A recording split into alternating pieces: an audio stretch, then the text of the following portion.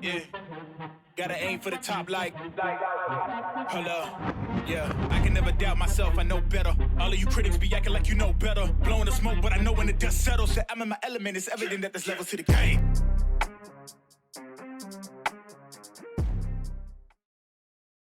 So what's happening, people? Welcome back to the Athletes podcast. And today I'm sitting down with Brianna. And Brianna, we had a chance to meet probably almost a year ago at an SBJ conference, and it was really cool to kind of run into you as we were kind of walking through the mixer area and get your card and connect. And it's been awesome to follow you on LinkedIn and see the things that you're able to do, hosting conferences and traveling. And you just said that you've been kind of all over the world lately, so it's good to be home. So I really appreciate that in your time of being home that you hop on here. So welcome to the show. Really appreciate it. Thanks so much, Ryan. Yeah, really excited to be here and loved getting to connect back at SBJ. But yeah, excited for our conversation.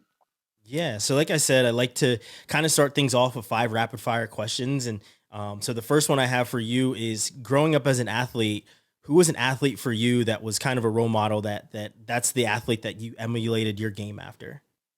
Yeah, that's hard to pick one. I would probably say Magic Johnson, in that he was a really tall point guard. He was a great, incredible leader on the court. He also was an incredible leader in the community, and that's something that I really aspired to be as well. Mhm. Yeah, so being really just a great teammate, excellent at my sport, and then also, yeah, just I feel like he had a lot of fun on the court, Mhm. very joyful when he plays, and you can see a looseness about his game. So that's definitely someone that I really tried to emulate. And Yeah. yeah, So what made you fall in love with sports in general? that yeah, that's a great question. So for me, basketball, I started playing in the 5th grade, and I think the thing that made me fall in love with the sport was just this ability for basketball to serve as this connection point with my teammates, with my coaches, with my friends. It gave me confidence in myself. So I think it was really the connection and the community aspect of it that I really loved, and the Mhm. competition as well. I'm very, very competitive. And so I think that was also something I fell in love with. Yeah. So you went on to play in college. Who's an opponent that was just like really fun to play against as like such a competitor that you were? I loved our games against Stanford. So I played at UC Davis, and Stanford is just about an hour, hour and a half away from UC Davis. But it was always really fun Mhm. competitions because they're a similar type of, they played a similar type of basketball to us. It was a lot of like shooters on their team. Um, but I think they were just like they were the more athletic version of UC Davis. But our coaches got along really well, and Coach Jen Gross also helped Tara Vanderveer over at Stanford with her offense too. So it was always a good time. Mhm. Outside of basketball, what's something that you're passionate about? Yeah, outside of basketball, I'm really passionate about, it's still sports, but sports as a tool for impact, and being able to, yeah, use sports as a way to make the world a better place for, put it quite simply. But yeah. Yeah. Now you said you always looked up to Magic Johnson for how he was on the court as well as what he did in the community. But now, as a professional, who's somebody that is a role model for you as a professional? Someone that I love as a professional is actually Candace Parker. And I think that she's been able to navigate being both an incredible basketball player, but also like award-winning journalist, really beacon in the community as well, really seamlessly. And so she's definitely someone that I look up to a lot. And Yeah. yeah. Yeah. It's awesome. So let's dig in a little bit more and kind of go backwards. You said you started playing basketball at a pretty young age.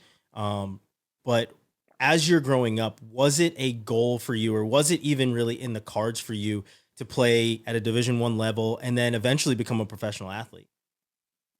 Yeah, I actually remember being in the 5th grade at a summer camp called I Want to Be a College Basketball Player camp.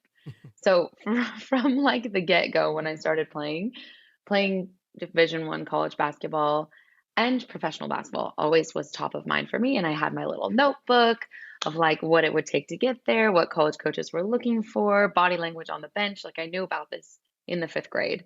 So yeah, definitely was super important to me from the jump. And I think having that vision and that goal at an early age helped me to ultimately know how to get there and understand some of the sacrifices it would take to make it to that level. Hmm.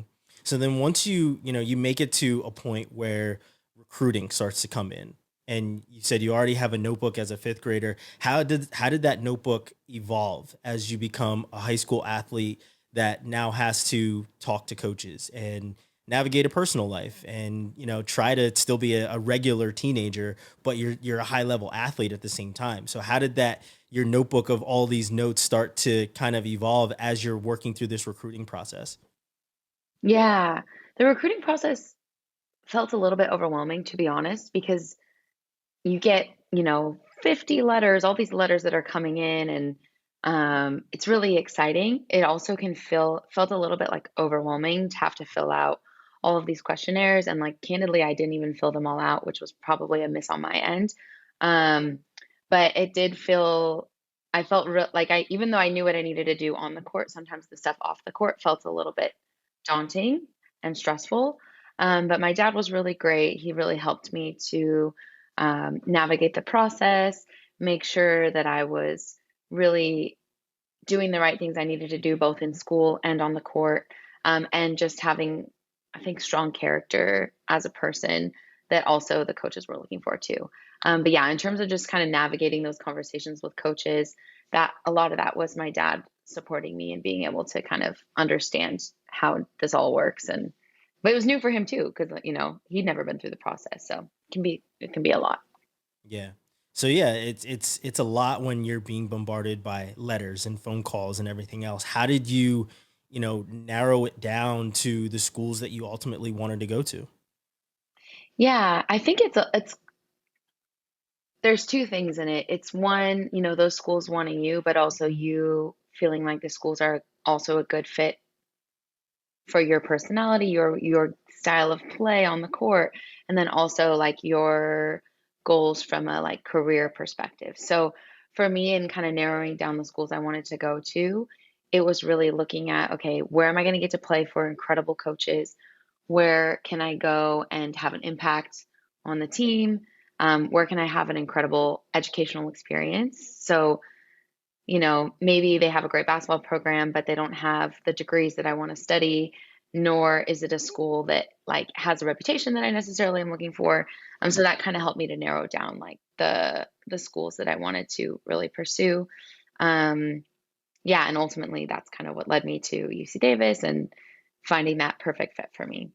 Hmm. So before you narrowed it down to UC Davis and really figured out that that's where you wanted to be, did you take your allotted recruiting trips, and how did those go, and how did UC Davis kind of end up at the top of the list? Yeah, so I committed early before doing all my official visits, but I did a lot of unofficial visits. And your official visits, I think you can only take in your senior year. It might have changed with recruiting now. But essentially, I did unofficial visits of like various schools. So UC Santa Barbara, USF, UNLV, UC Davis, among others. And which is really a great experience because you get to go and meet the coaching staff. You get to go and experience campus life. I got to go and kind of sit in on some classes as well, which was super helpful. Visit all the practice facilities and the game day facilities, meet some of the girls that were on the different teams. So it was really helpful in getting to kind of get a flavor of the different schools. Um, you asked why I ultimately chose UC Davis. Couple of reasons. I absolutely love the coaching staff at UC Davis. They are so incredible. They really exemplify this notion of like being more than an athlete, being more than your sport. They're absolutely amazing coaches. Like Coach Jennifer Gross at UC Davis has won Big West Coach of the Year 5 years in a row. I don't think she won it last year, but that's okay. She was winning it this year. But super, just incredible coach, winning consistently. But then the type of character and the humans that they are, and the way that they loved us and poured into us and helped each woman on our team reach our potential, like really was unmatched, and the beacon they were in the community. So that was top of mind for me. Also, UC Davis academically is a really, really great school. And it also had a college town feel to it. So it's a small town. There are about 60,000 people in the town. I think 35,000 of those inhabitants are students. So it's fun to be in a place where, you kind of get to run the town a little bit as students. Hmm. Yeah. That's pretty cool. And, something that I always love kind of asking people about is that transition from high school to college. Cause, no matter what sport you play, you go from normally being a high school all-star. Everyone knows you, and obviously only like, what is it? 1% of student athletes from high school become college athletes anyway. So even the pool gets even smaller, right? Once you get to a college campus and everyone's an all-star, everyone's good. So you Hmm. go from dominating to, this kind of debilitating, kind of low on the totem pole, have to prove yourself type of a kid. How did you deal with that once you got to a college campus where, like I said, everyone is an all-star? Everybody plays in all-star games from their respective Hmm. states, and they're playing all over the country. How did you deal with that? Yeah, it was hard at first. I think just kind of understanding, okay, you're not like the big man on or big woman on campus. Like Hmm. coming in as a freshman, I had never really lifted weights like the other women on my team. So I was like a lot weaker.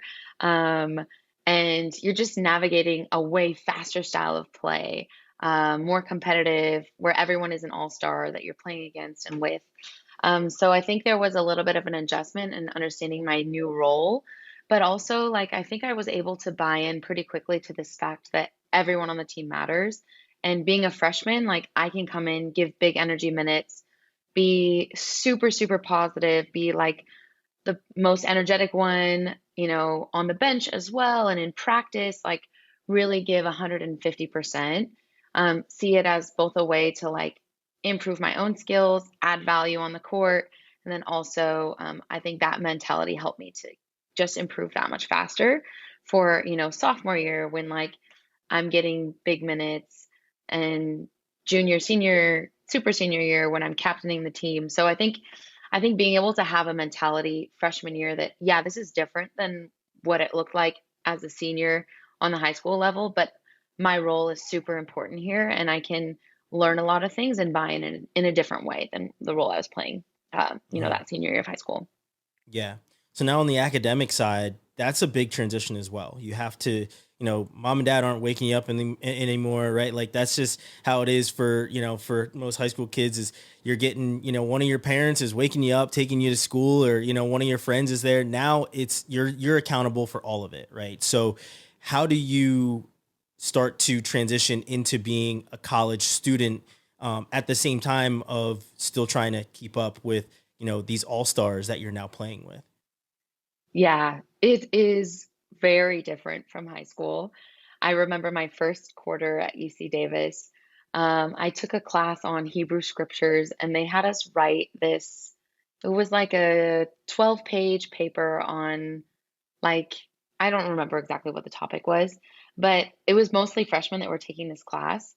And our professor basically had to, everyone turned in the assignment. She basically had us all rewrite it. She's like, you all failed this assignment pretty much. Go and redo it. This is like not the way we do things in college. So luckily we got a second chance, but I remember being like, oh shoot, I really need to study.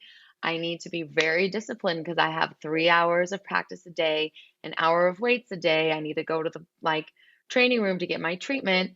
That's like 5 hours dedicated to basketball on top of your, 5 hours of classes a day. That doesn't leave much time to study, but when you do have those free gaps, even in the training room, whatever it is, like I knew that I needed to be focused and make sure that I was dedicating time to my studies and really being on top of it. So I think it woke me up and made me really self-disciplined, which was a really good thing for me. But yeah, it Mhm. wasn't natural at first because high school felt pretty easy compared to college. Yeah. Yeah. How did you balance all that? You just said, you have 5 to 6 hours of basketball, things that you're devoting straight to basketball every single day. And then you have your couple hours of classes. How are you balancing this new life as a, 18-year-old? Yeah. Um, I also, so I think the self-discipline was really important. Also having other teammates or friends that were other athletes at school or even non-athletes at UC Davis that were in a similar situation, like that we could kind of support one another. We could also go and study together and make it something like fun, even though it's like I have to go and be in the library for 4 hours after practice. It's like the last thing I want to do because I'm exhausted. When you would put together a little study group, it would make it more of a fun thing and something that is actually like a really cool part of the college experience to get to learn and grow your brain and to do it with friends, like bring snacks into the library or like order late night In-N-Out burger. Probably not great when you have practice the next day, but wonderful for your mental health. I think those kinds of things also were really helpful as well. So I think it was a lot of it was on me, but also like building community and a team around me, both my actual teammates, but also like friends and a support group at UC Davis Hmm. along the way. Obviously, you're in a leadership role now as a professional, but back then, as a college student, were you already thinking about that professional avenue, the corporate professional avenue as a college student? Candidly, not a bit, but not in the same. I was so focused on basketball and I think being the best that I can be and being great at school and making sure that when I went to class and I was giving my all as well. So I was excellent where I was, but I was very present. And so sometimes it was hard to think outside of school. Hmm. I always knew that I was passionate about something in international relations and impact. And obviously, I loved sport. But when I was in college as a 20-year-old, I didn't know that I would want to be head of strategy at an impact focused sports agency and like do sports diplomacy and change the world through sport. Like that wasn't necessarily top of mind for me. I just was really focused on being very present.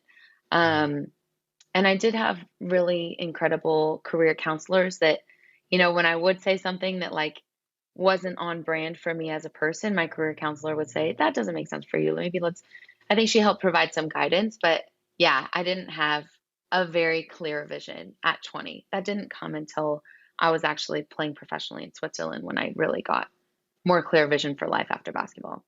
Hmm. Now, you said as a fifth grader, you had that notebook, and obviously that notebook transitions when you become a college athlete. Does it change to wanting to be a professional athlete? Was that on, your vision board, or was that something that kind of came to fruition as you were playing?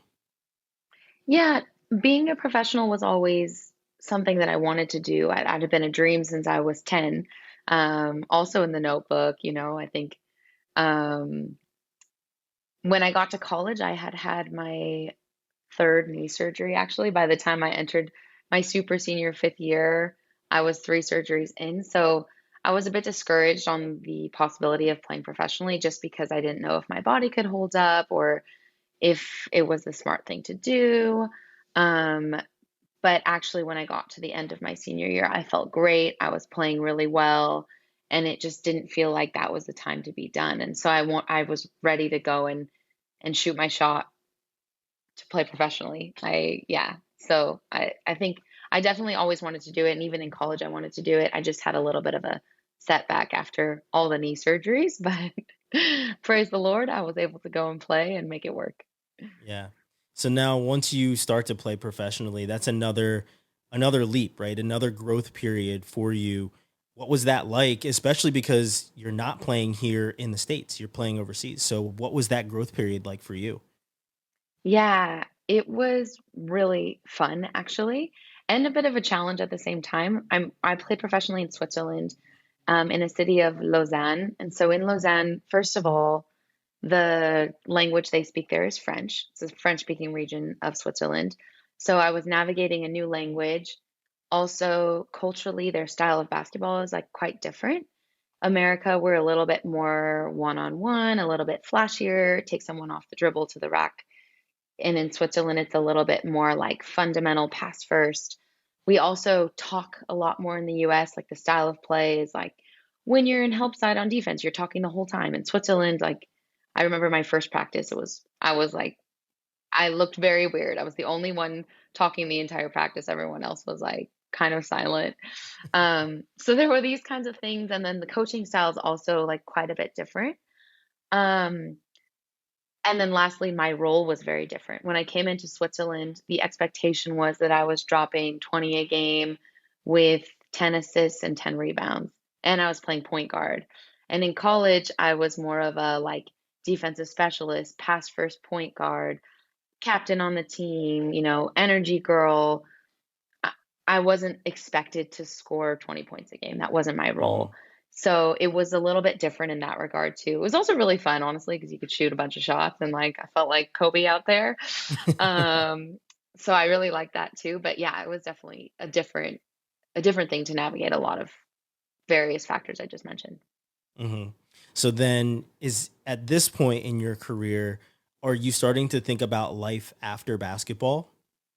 Yeah. So Switzerland was the most incredible place to be, especially Lausanne. I didn't know it at the time, but this city is where the International Olympic Committee is headquartered, which is the biggest governing body for sports. The IOC, basically, they put on all of the different Olympics that we see in the world. So Paris 2024 coming up, Milano Cortina, which is the Winter Olympics, and then LA 28, which will be hosted again in Los Angeles. And to get to be in this city where the most influential sporting organization in the world is, that really I also think serves as a beacon of like hope and connection. It's this Mhm. beautiful movement where people from all around the world can come together. It was so cool to think about how can I combine my passion for sports, international relations, and impact. And so getting to be in this city was really inspiring and helped me to think about, okay, what do I need to do to be able to achieve my ultimate goal, which was combining sports and impact. Um, yeah, so it kind of served as a catalyst for me thinking about my next Mhm. moves. Yeah. How was that transition then after sports? Most people are, it's hard. It's very hard for people to transition of not being an athlete. How did you handle it? Yeah, it was really hard, but I think what really helped me was finding this passion outside of, being on the court, and I was able to dedicate all of that focus and that discipline and all those skills I learned from basketball into now my second career. So I was like, I know what I need to do to become a successful person in the sports industry and to really navigate this space. I want to get a master's degree. I want to be bilingual. I want to speak French. I kind of formulated a new game plan for myself and was able to just dive into that 110%. And that same passion that I had for basketball, I was able to kind of channel into this new career. So I think it really helped. It still was hard because there's that side of getting to go to practice every day with your teammates or something so special about being on the court that, I think sometimes isn't necessarily always there on the corporate side of things. It is, but it's a little bit different. But yeah, I think having a new passion allowed me to made the transition a lot easier. Hmm. So yeah, you kind of dove headfirst, right into the corporate side of things and made that transition. And what a lot of athletes do is they start to attack the corporate side of things the same way that they attack when they're on the on the playing field, right? So, and that's what it seems like you did. You started to work internationally. You've done a good amount of things to get to where you are now. Now you're at 17 Sport. Talk about 17 Sport a little bit. Give us a little in and out of who 17 Sport is and what you guys do. Yeah, so 17 Sport is an impact focused sports company or sports agency. Essentially, we work with the top leagues, teams, athletes, and brands who sponsor sports in the world. And we're helping these different teams and leagues and brands to use their platform to make the world a better place, solving global challenges, which also leads to better brand building and financial returns. So, as an example, we work with Adidas, particularly on their Breaking Barriers program, which is their gender equity program. And we've helped them to craft a strategy to get 50,000 more girls to play sports over the next 5 years across Europe, to also equip 100 champions across Europe as well, to be able to essentially elevate the ecosystem surrounding women and girls playing sports, and to build the capacity of that ecosystem to better serve women and girls in sports. We've also launched an incubator for businesses that are looking to tackle some of the challenges to getting girls and women to play sports. We have an online training program for coaches and educators and business professionals working in women in sports. So lots of great resources and work that we've done with Adidas as a client. We've worked with the NFL. We also represent professional purpose-driven athletes like Benoit Batishil, who's a football player for Chelsea FC, Ezra Freck who does track for Team USA. He's a world champion for high jump. Total World Changer has his own nonprofit called Angel City Sports. Yeah, so that's a little bit of and actually, lastly, we also work with the International Olympic Committee as well, which Hmm. is very full circle for me, having been in Lausanne, and really praying and wanting to work at that organization one day, getting to now work alongside them in a consulting capacity has been really magical. So it's a little bit about our company. Yeah. Yeah.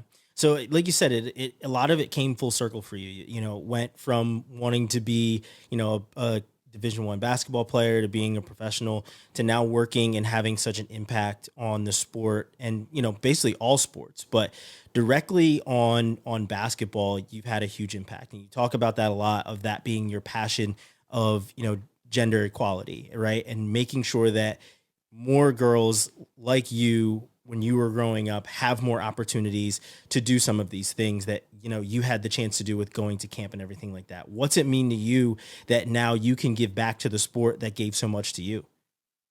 Yeah, it's really incredible, and it's changed so much from when I was growing up. The way that we view women's sports, the way that the WNBA is marketed, shown on television, talked about, it's incredible. I remember as a kid being so passionate about like making sure that if we had a high school basketball game, we always played before the guys, and we were better than the guys team.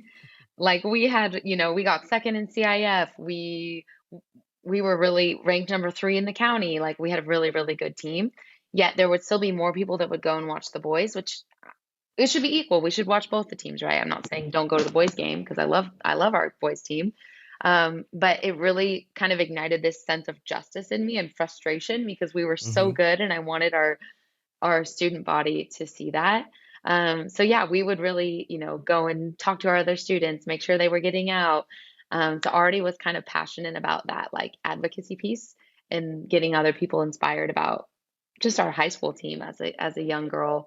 So yeah, it's so incredible to get to be working in this space. I've done work with UNESCO, which is the United Nations offices in Paris as well on sports diplomacy and gender equity, projects with Adidas around gender equity, like I mentioned to you. And then with 17 Sport on the whole as well, we do a lot in this space.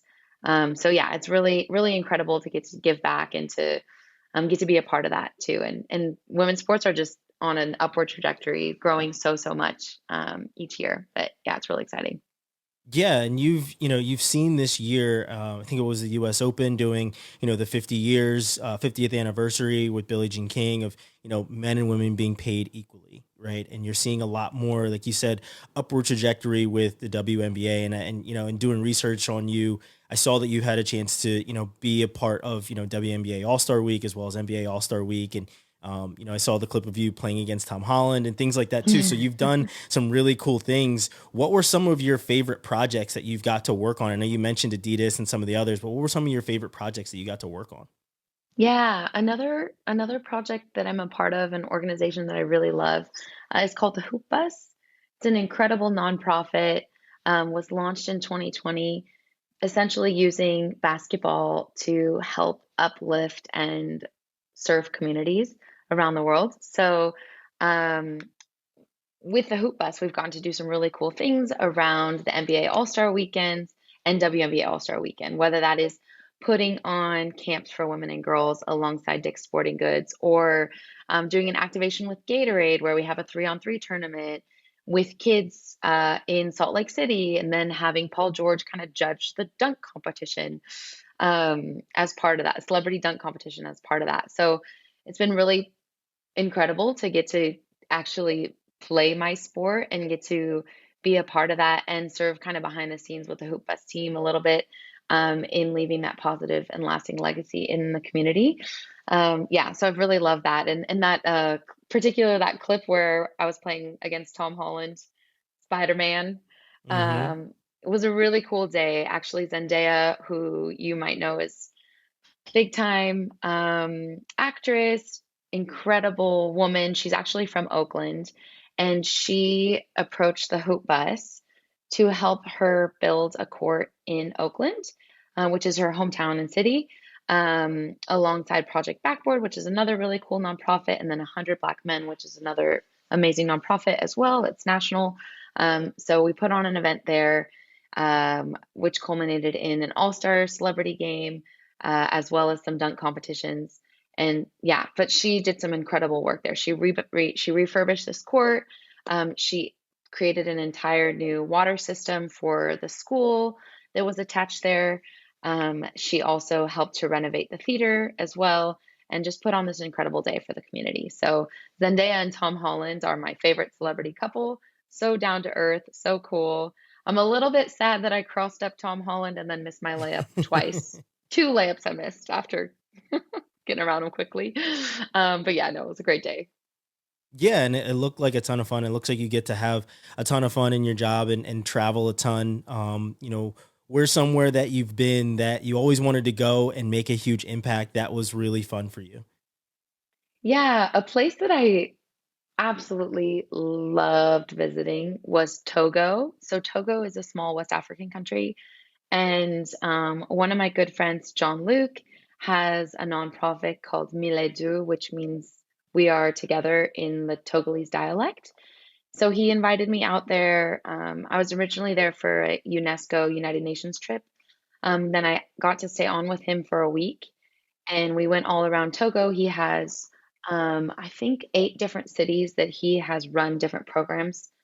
Basically, they're like basketball programs for youth. They have after school programs. He's built educational centers in these different cities and really incredible courts that are powered by solar. So I got to go through with him, and we did some basketball camps and clinics. Got to hang out with these amazing women and girls and boys as well. Play basketball with them, and yeah, just get to encourage one another. It was really, really, really cool and had a huge impact on me. Just seeing the beauty of how global this game is and how much of a connector it is, and how the same joy that I experienced playing basketball in San Francisco, I'm experiencing, in Couvé in Togo. It's very transferable and such a connection point. Yeah. So we started off this conversation talking about role models, and you talked about, Magic Johnson and a couple other people that are that were your role models growing up. Now I feel like you're in that role as a role model, and there's a good amount of women and girls that probably can look to you for that same type of inspiration. How does it feel to know that you've gone from, that fifth grade girl playing basketball to now being in this position where you are a role model, and how do you take on that position? Yeah, it is. I think it's quite humbling and also really cool and kind of a sacred thing to know that I have the ability to impact others and the next generation, and really making sure that I use that responsibility in the right way. Because people are looking up to me and to you, Ryan, whether we even realize it or not, but being able to make sure that my character shines through. I think it's John Wooden. I'm gonna blank on this quote, but he says, be more concerned about your character than your reputation, because your character is who you really are. Your reputation is who people think you are. So I think making sure that my character is really at its core, like on point. And for me, there's a humility in that too. It comes down to my faith. I'm a Christian, and so for me, a lot of that is making sure that I'm like loving people well, because that's kind of like my mission, is to like love God and love people. And so I think if that's on point and like my character's in the right place, it allows me to the things that I do externally like just flow naturally. I don't have to like try and put it on or be someone that I'm not, but I'm just being fully me. And I think that in being fully me, it's easier to kind of reflect that light in the way that I want to. But then I think there's an intentionality in giving back as well, and making sure that I am, invested in the lives of the next generation, whether that is through like the hoop bus or my work on the day to day, or just going down to the park and like giving encouraging words to other kids who are shooting around with me. So I think it can happen like organically and then also like with more intentionality. Hmm. So yeah, do you before we get into another piece, do you still play a little bit? I do. Yeah. I play at the Olympic Club, which is a club in San Francisco, and it's amazing. It's a lot of former Division 1 or professional basketball players who are a part of the club. And so we have really competitive league games and open gyms, probably too competitive at this point, but still really, really fun. I also do a lot with a hoop bus. So we do a lot of different like celebrity games or 3-on-3 tournaments.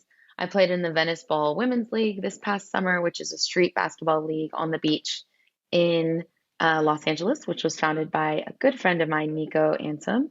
And then, yeah, some trips, whether it's like to Togo, Ivory Coast, hopefully going to Paris in January for the NBA Paris game happening there. Might do some stuff as well there. So, yeah, I still play a lot, which is fun. Yeah, that's pretty cool that you get to mix, all your passions into one. Brianna, this was an awesome conversation. I'm really glad that, we stayed connected, one, but two, that you could come on here and kind of share your path. And like I said, as we've learned throughout this entire conversation, you've been part of a good amount of organizations. Before I let you go, I kind of want to let you, shout out some of these different projects that you guys either have coming up or, some of these organizations that you're a part of. Yeah, so I would love to use that to just kind of highlight some of my favorite organizations. So I mentioned the Hoop Bus and Venice Ball, which are two.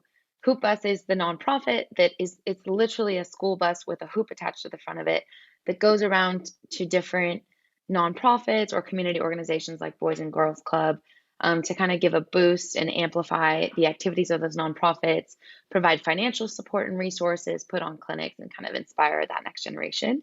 I also really love Miledu LYSD, which is an incredible nonprofit out of Ivory Coast and Togo, doing work with kids in that, like across the globe in that capacity. Who are some other organizations I can shout out that I love? Yeah, maybe I'll kind of leave it to that. Actually, just those two because those are two of my favorite. But yeah, some really. Oh, there's another one. Lexi Mickens is running called Run It Back, which is another really cool nonprofit using basketball in an international capacity. They host different runs. They have a mentorship component attached to that as well. So, yeah, these are some community organizations that I support, and I love the work that they're doing. Yeah, so I'll leave it at that. Just Yeah, want to that's hype up pretty the other cool. people.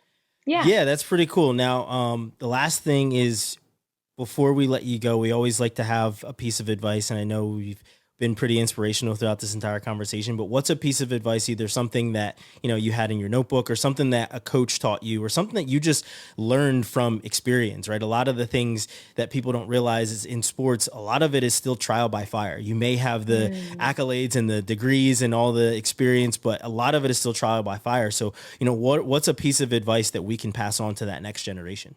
mm-hmm. I think I would say don't be afraid to shoot your shot. Like shoot with confidence and don't be afraid to fail either. Like I think as athletes, we are constantly taking an L. Meaning, like, even in practice, if you lose a drill, okay, you got to go run a suicide. But I think that builds a resilience in us and a little bit of a like an understanding that failure is actually part of the journey and you fail in order to be better and to achieve. And Michael Jordan says you miss 100% of the shots you never take, right? But I think there's something to that, right? Like, never lose that confidence in yourself.